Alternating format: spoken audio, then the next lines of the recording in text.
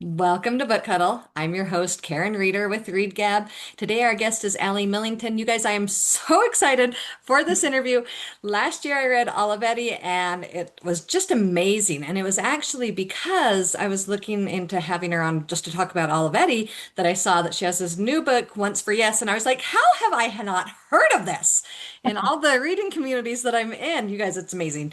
I'm so excited to have Allie on. We'll start with our author icebreaker. We're going to do Ink Heart. So you're sucked into a book of your choosing. What world would you like to be pulled into, or what world would you hate and never want to be pulled into? Yeah, well, this question is so exciting for me because I grew up reading these books and I always really wanted to be sucked into Inkheart. I Nice. was always so sad thinking this could never happen to me. But I do think the one book I would love to be sucked into is The Lion and the Witch and the Wardrobe. It's part of the Chronicles of Narnia for a few reasons. One, I would love to just ride a lion around. Who wouldn't? Who wouldn't? Yeah, it's a great mode of transportation. I would love the talking animals, of course, the beautiful scenery. But then what I really love about it too is that you could spend so much time in Narnia, but then as soon as you leave the wardrobe, you go back to your real life and you've not missed out on anything that's Yeah. happened in real life too, which I think I really appreciate about those books. So yeah, would love to be sucked into that book and would hate to be sucked into the series of unfortunate events, which is another big series I grew up Right? in. Just so miserable, of course, the whole time, and it made me very grateful to not To not be not have that in that life. book. Yeah, right, exactly. Oh, that's so fantastic. And I love that like books set the stage for just conversation. Like in our family, we've all read the Chronicles of Narnia. Well, my 5-year-old, but my husband has read it out loud to the other kids. Oh, And when somebody had a question, I can't remember exactly, but my other son says one day to me just last week, well, what if an animal could talk and it has a pet or something, almost like in a Mickey Mouse situation with Pluto, you know? And I was like, well, it's just like Narnia, you know, some animals are dumb. And it's yeah. not like dumb as in unintelligent, well, kind of unintelligent, but some are talking animals and some are not. And that's just the way of the world. And it was just so perfect that he was like, right. Yes, that was a very acceptable answer because Right, yeah. Narnia. Right. If Now you've we can read move it in a on. book, then yeah, it's acceptable. Yeah. Yes, absolutely. Oh, that's So, awesome. Allie, tell us a little bit about yourself besides that you're an author. Sure. Well, I live in Atlanta currently with my husband and our fluffy dog named Crumpet, who might make an appearance. She gets left out easily, so she might come popping up any Right. minute now. I've lived abroad in various countries where I've worked in schools with students. Working with students is kind of my heartbeat. I love spending time with middle schoolers and upper elementary students. And then when I'm not writing or doing school visits, I really love to go thrifting and antiquing. Fun. I find it to be a very inspiring experience. And then I just love collecting random things that people have kind of left behind because I find it really interesting, the stories that they might have to tell. That's neat. That's really Yeah, neat.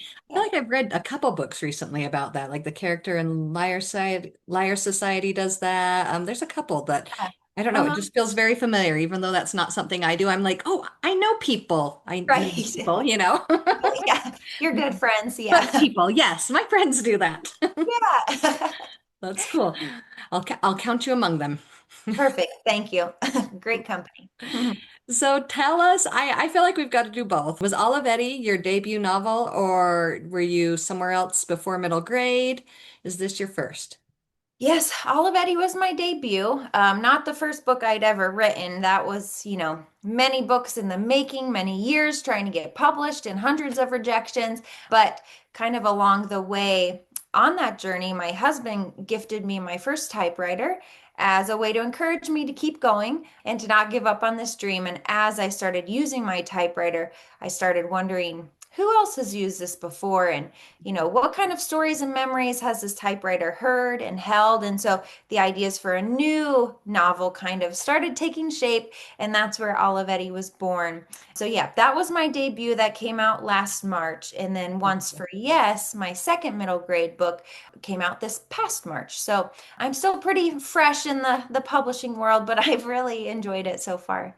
Oh, well, I love it so much. I love the way you broke out with this. And when I'll tell my husband about it, he's just like, really? Because I was telling him, I cried during a part, and he's like, oh, what's it about? And I was like, well, a sapient building. And he just looks at me like it's ridiculous. And I was like, this is skill. That this author is making me emotional about a typewriter and emotional about a building, and all the feelings and things like that. So tell us, for those who have never read Once for Yes, tell us what it is about. Sure, yeah. So Once for Yes is partially told from the perspective of an old, crotchety apartment building named the Odenburgh, who is pretty fed up with all the tenants living inside of him. People kind of live inside the Odenburgh for a little bit and then they don't take great care of their apartments and they move on. And the Odenburgh's kind of been abandoned a lot and left behind. And you learn pretty early on in the story that the Odenburgh has been sold and someone wants to come in and tear him down and put up a new apartment. And the Odenburgh kind of thinks, well, no one's going to want to stay and stand up for me because everyone just leaves me eventually. But there's one girl who lives in the building. Her name is Prue, 11 years old, and she wants to do whatever it takes to try and save her home because it's the last place that she lived with her sister. So the Odenburgh and Prue actually team up together to try and stop the building from being torn down and trying to get all the bickering residents to work together as a team. It's so beautiful. Let's talk Prue first. So I love this line. It says, "In a world full of strangers, it's always nice to know someone has heard you. Everyone needs to be heard of." And so I can't remember if it's Prue saying it or the Odenburgh, but in any event, Prue has this childlikeness to her that she doesn't want to grow up, and how important it is that children, they want to be heard too. Buildings, they want to be heard of too. We all want to be appreciated, and the term now, be seen, right? I see you. And Yeah. so tell me about, as you're creating this, how this came into being. Yeah. So these were a lot of feelings I experienced growing up where I might not have felt very understood or seen. I felt very different from other people.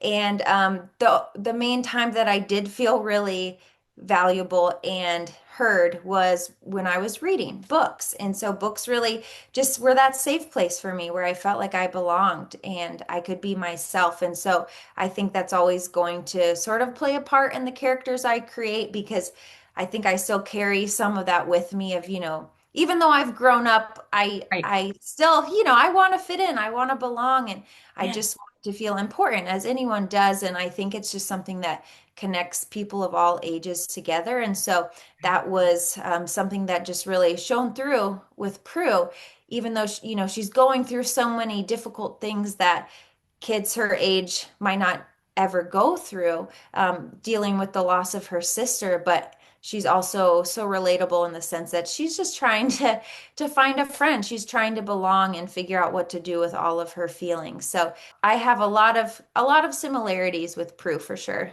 Yes, yes. And I love that, at first the neighbors hardly interact, or they kind of are annoyed with each other, or there's not community in the Odenburg at first, right? But Mhm. then as they're working to come together, they discover the importance of community. And that's just so powerful. Wherever we're at, we can find strength in the community that we're in, and even if it's an unexpected one. Because at first, if you had told the characters, "Oh, just go get to know your neighbors, it'll be great," they would have been like, "The people in my building stink. I don't like them," Yeah. you know.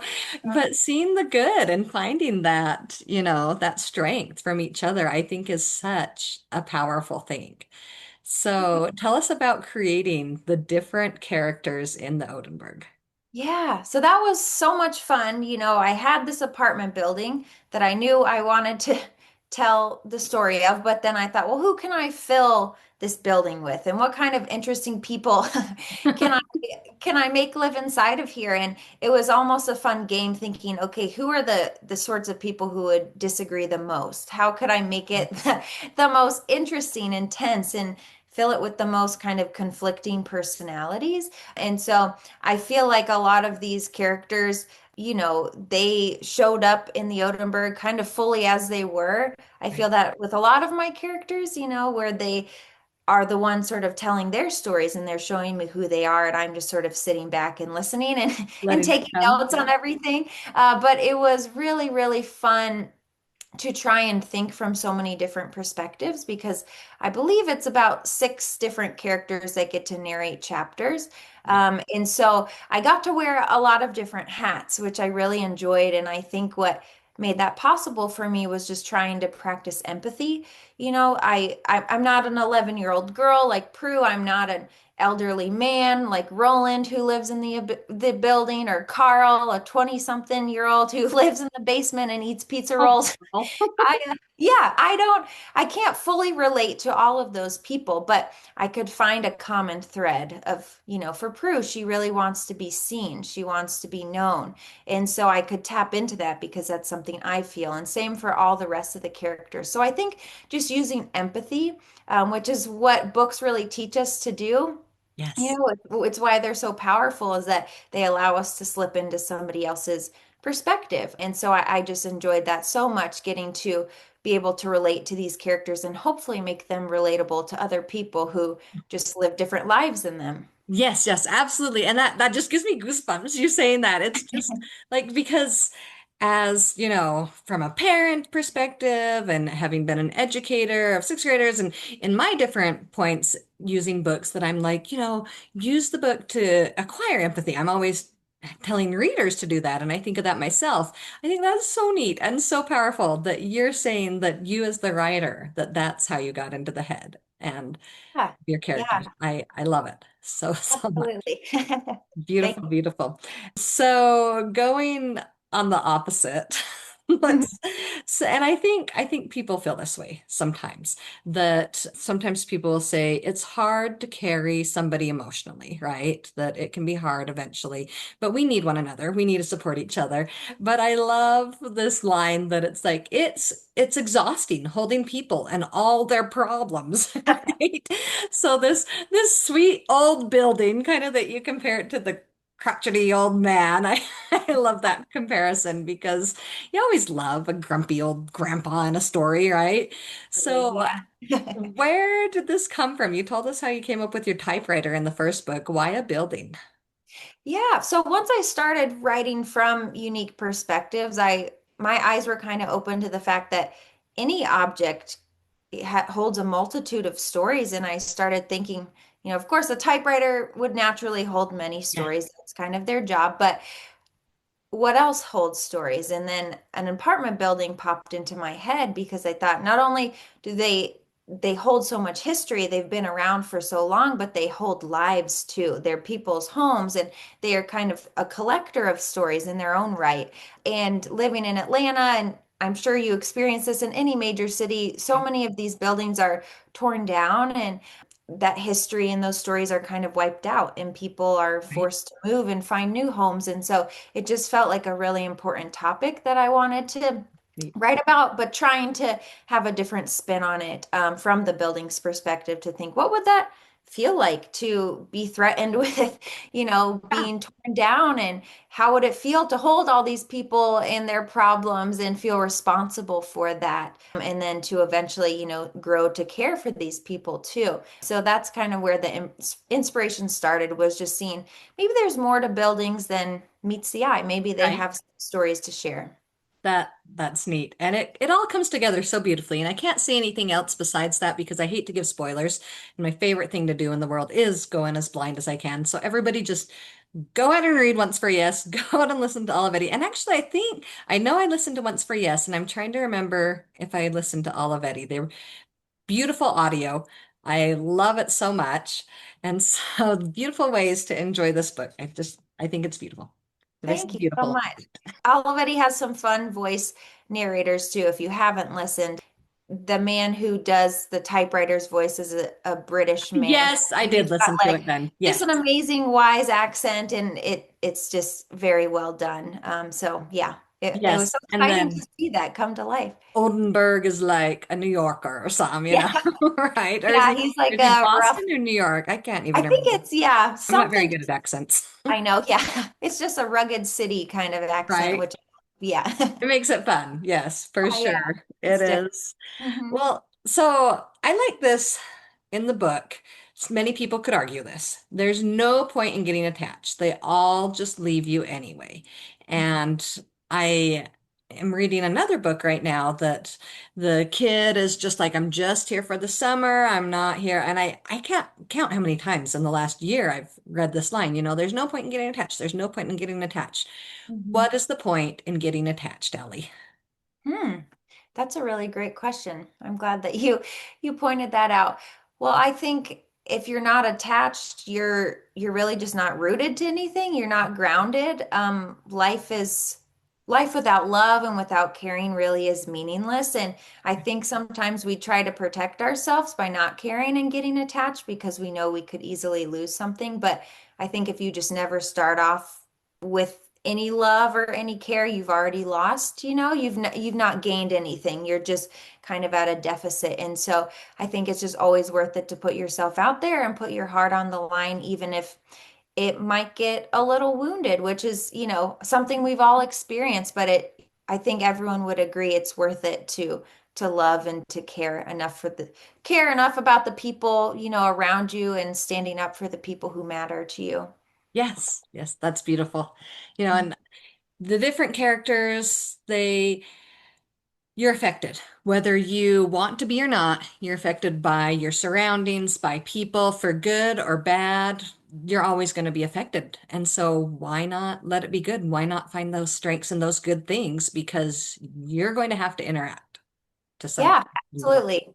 Yeah. Yeah, I think that was important for Once for Yes and also in Olivetti, this theme of just feeling kind of isolated or wanting to shut yourself off from the world, which is something we see so much today, especially for these younger readers and especially Right. after COVID, it was just such an Yeah. isolating time and there's And the then it tendency. becomes a coping mechanism for some. Right.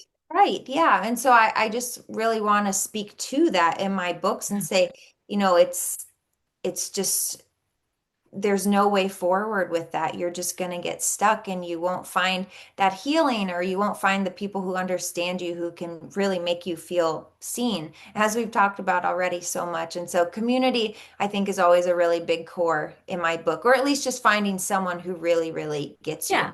And it doesn't need to be everyone. You don't need to love and get to know the whole building, Right, right. but make some interaction. Choose someone, Yeah, exactly. some We all amount of time, someone. right? Yeah, Yeah. yeah, absolutely. Beautiful.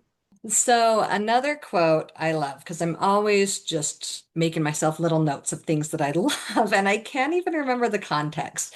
But I would love if you can just share with me some of your thoughts on when you came up with this and why.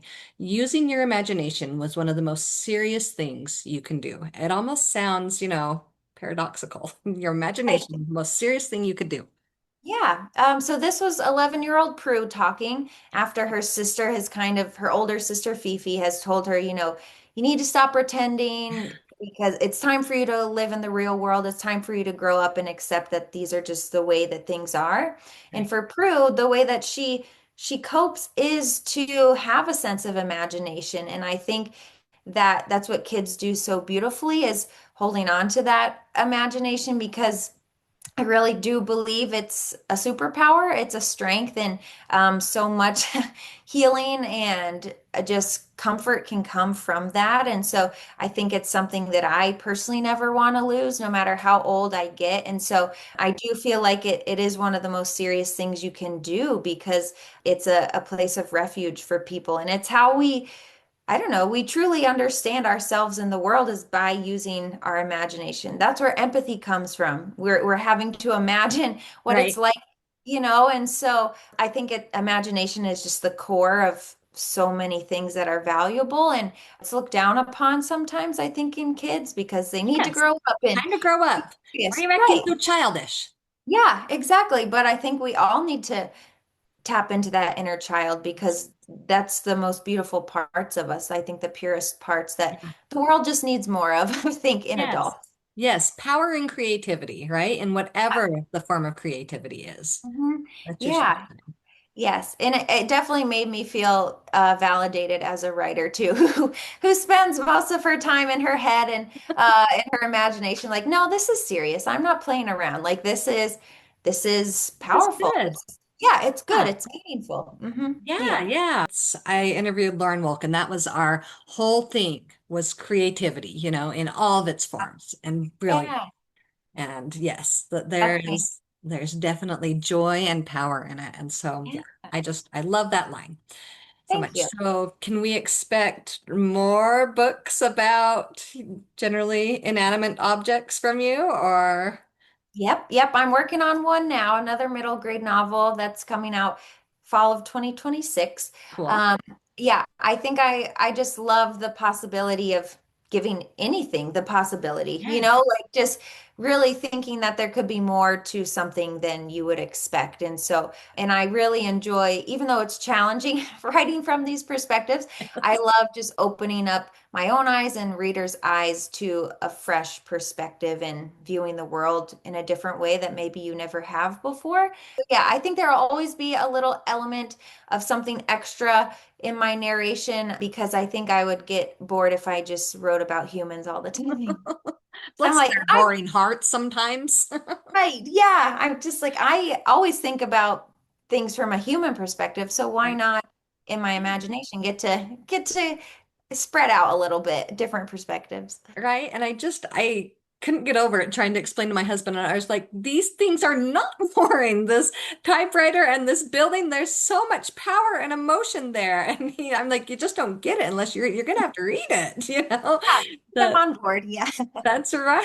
I I love it so much. It is so brilliant to take things from a different view and to go and find a different perspective is powerful and amazingly emotional. I love what you do with it. Thank you. Thanks. It feels so nice to, be able to choose an object that so many people can relate to as Yeah. well. With a typewriter, that really bridges so many different generations. So many people grew up with one, and then apartment buildings, most of the population has lived in them, and so finding these core things that really bring us together, whether or not we're very different or the same, I think has been really beautiful to explore. That's really neat. Love it. Allie, can you recommend a favorite children's book for us?